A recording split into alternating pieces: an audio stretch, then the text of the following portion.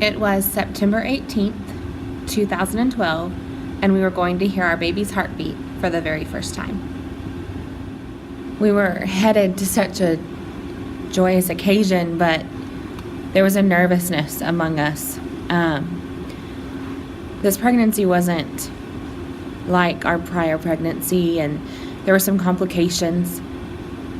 And I recall being early in my second trimester and being in a bubble bath, because you can cry in the bathtub and nobody will notice. And I was pouring my heart out to God, or my version of that. I was really bargaining with the God of the universe and making these promises that would surely fail.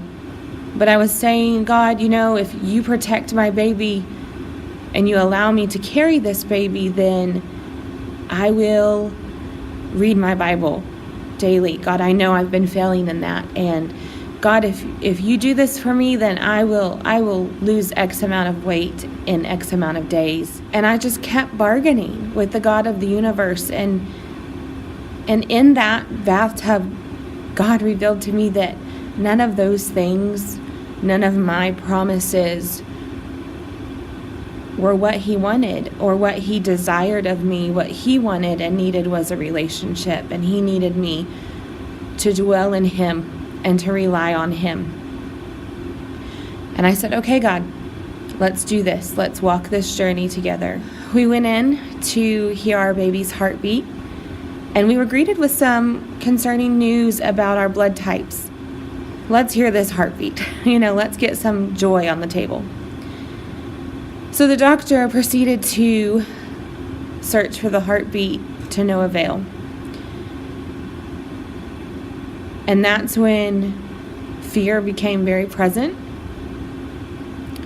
And that's when the tears really began to fall. And the nurse proceeds to do the ultrasound. And I immediately noticed that something's missing. That little white flicker that was once there,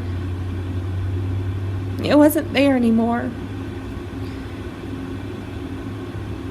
Our baby's heart had stopped. The doctor came in, and that's when it really hit home. He said, "I'm so sorry. There's no heartbeat." I don't know how you can prepare to hear those words. We were not prepared at all. We went back over into his counseling room, and he did his duty and due diligence of telling us what is the truth, in that none of this was my fault, and there was nothing that I could have done differently. But when you're a mama and you find out that your baby's heartbeat has stopped, you don't blame anybody but yourself. There's hope at the end of this for us. God's still with us, and he's still got it. Even through this trial and the storm and the hurt and the pain, he never left our side.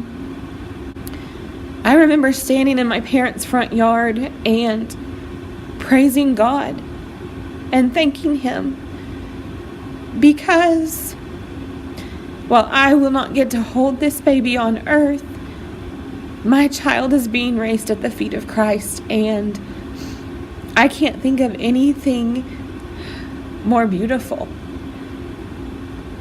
Carter will never know the sin and suffering of this world. Rather, Carter is hearing the angels sing and rejoice, being raised at the feet of Jesus. And what more could we as parents ask for? My name is Kristen, and I am not alone.